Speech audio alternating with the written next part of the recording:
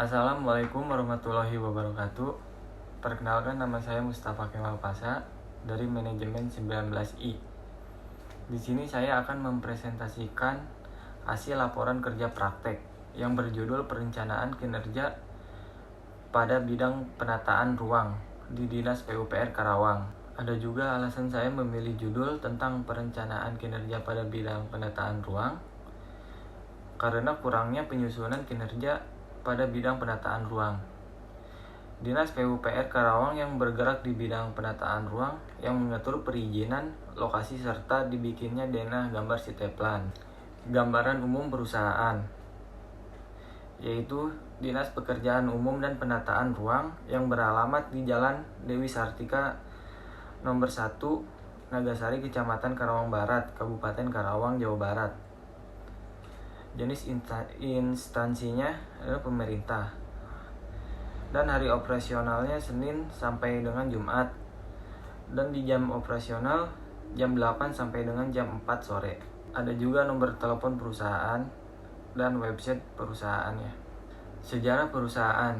Dalam Peraturan Bupati nomor 44 tahun 2016 tentang kedudukan, susunan organisasi, tugas, fungsi, dan tata kerja Dinas Pekerjaan Umum dan Penataan Ruang Kabupaten Karawang, disebutkan bahwa Dinas Pekerjaan Umum dan Penataan Ruang Kabupaten Karawang merupakan unsur pelaksanaan pemerintah daerah di bidang pekerjaan umum dan penataan ruang. Dinas merupakan unsur pelaksanaan pemerintah daerah di bidang pekerjaan umum dan penataan ruang.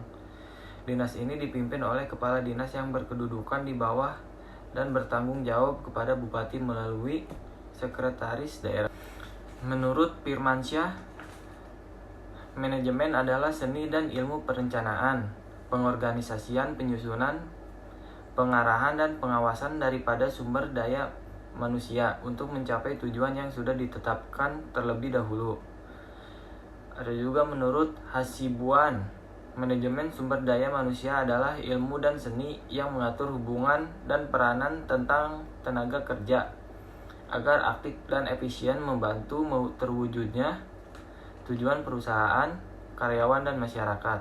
Ada juga menurut Widodo Suparno Eko, mendefinisikan bahwa penilaian kinerja atau performance appraisal adalah suatu evaluasi terhadap tingkat kinerja seseorang dibandingkan dengan standar kinerja yang sudah ditentukan, guna bahan pertimbangan dalam menentukan promosi, kompensasi, dan perlunya pelatihan atau pengembangan maupun untuk pemberhentian seseorang.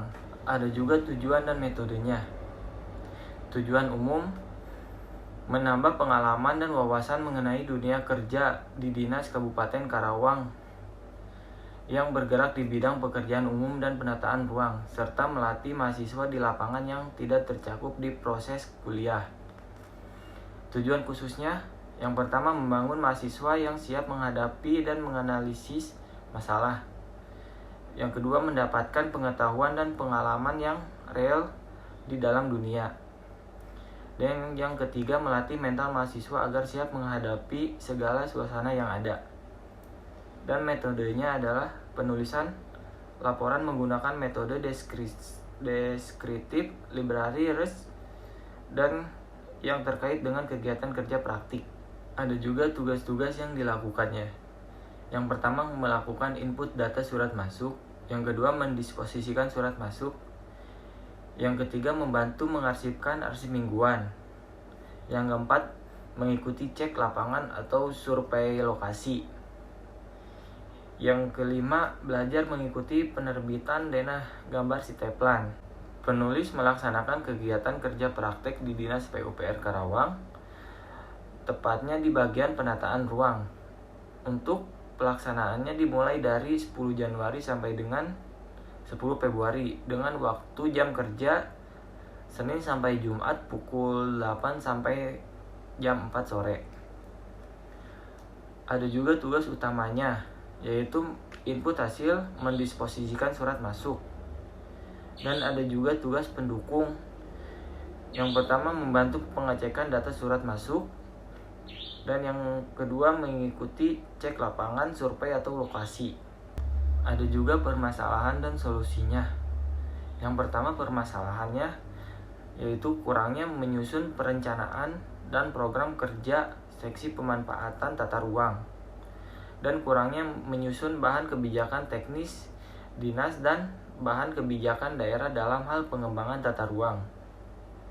Dan solusinya adalah adanya lebih persiapan lagi untuk menyiapkan berkas-berkas pegawai yang akan mengkoordinasikan pelaksanaan tugas. Dan butuhnya banyak motivasi untuk memberikan semangat kepada para pegawai agar dapat mengevaluasikan pelaksanaan tugas bawahan. Kesimpulan dan sarannya. Yang pertama, kesimpulan. Karyawan menjadi perhatian utama setiap perusahaan atau organisasi dalam menjalankan kegiatan-kegiatan usahanya. Karyawan dengan kinerja yang memuaskan merupakan aset perusahaan yang sangat berharga. Karyawan merupakan sumber daya manusia perusahaan yang sangat bernilai, serta dapat membantu dalam pencapaian tujuan-tujuan perusahaan. Perencanaan kinerja digunakan dalam menyusun atau satuan unit kinerja secara realistis, logis dan praktis, dengan prinsip adanya kekuatan hambatan-hambatan diperkecil, sedang adanya kekuatan dorongan-dorongan diperbesar melalui perencanaan dan kegiatan-kegiatan yang terkoordinasi. Dan yang selanjutnya, saran. Karyawan merupakan aset penting bagi perusahaan untuk dapat menjalankan kegiatan demi kemajuan perusahaan bersangkutan. Dengan demikian, dalam memenuhi kebutuhan akan tenaga kerja perlu dilakukan dengan sangat hati-hati agar benar-benar didapat tenaga kerja berkualitas sesuai harapan perusahaan. Ada juga beberapa foto kegiatannya, bisa dilihat di samping ini. Sekian dari saya, terima kasih.